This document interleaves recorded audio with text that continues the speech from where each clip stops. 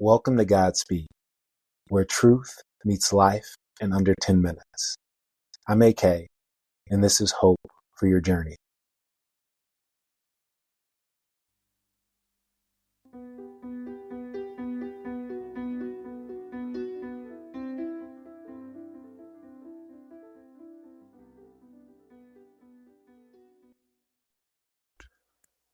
I find a lot of us try to outdo other people for no real reason. It's either some wacky idea we came up with or heard somewhere else. We want to be better than the next person, more often than we want to be a help to them. And we honestly can't even say why.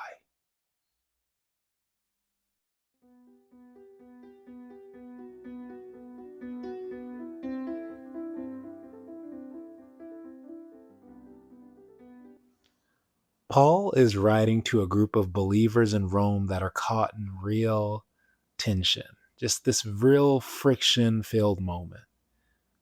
These people are from different backgrounds, they have different gifts, they're in different phases of their maturity. Some had been walking this path for years and others were brand new. But that gap was creating friction. People measuring themselves against one another, wondering who mattered more. And into that tension, Paul wrote this in Romans chapter 12, verses 9 through 10. Let love be genuine. Abhor what is evil, hold fast to what is good. Love one another with brotherly affection. Outdo one another in showing honor.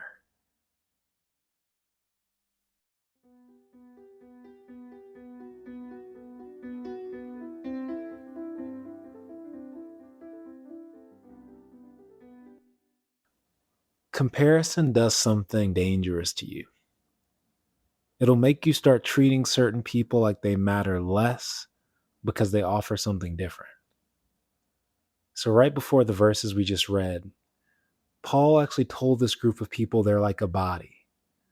Many parts, each with a different job, none of them interchangeable. But honestly, people like me hear that and think, well, if we're a body, some parts are better than others. I'd rather be the head than the pinky toe, the thumb and not the armpit. So Paul shifts the lesson. He doesn't tell them to stop competing or comparing. He redirects it to be useful. Compete. Just compete on this one thing. Who can outdo one another in showing honor? Meaning, who can best love the person in their presence? Think about what that would do to your family. If every sibling, every spouse, every cousin was trying to outdo each other in love instead of trying to be right or trying to be first or trying to be better.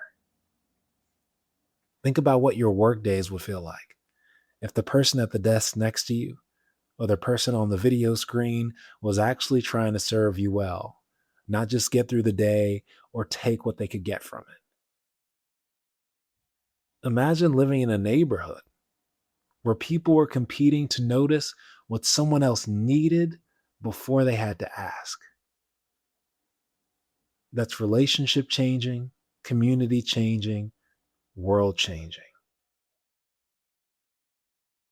Because here's what's problematic about most competition. It usually only makes you think about you.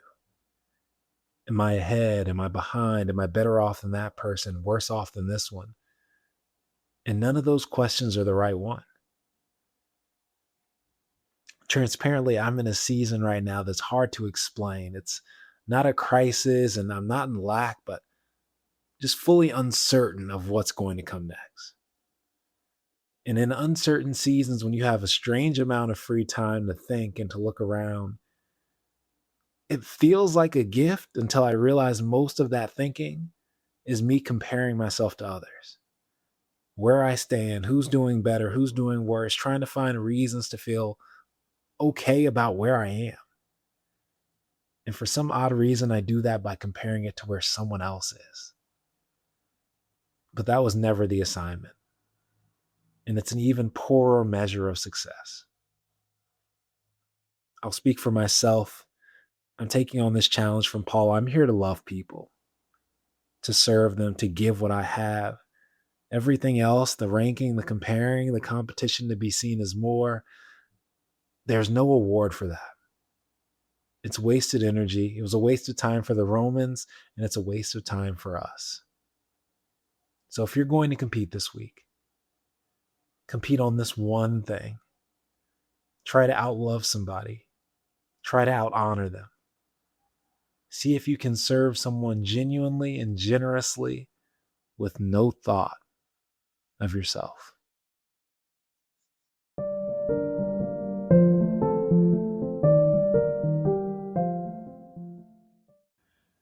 God, thank you that this life is not just about me. Give me the wisdom to serve and love others well, and the courage to go first. Amen.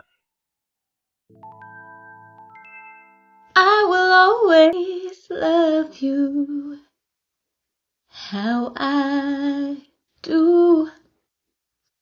Let go of a prayer for you, just a sweet word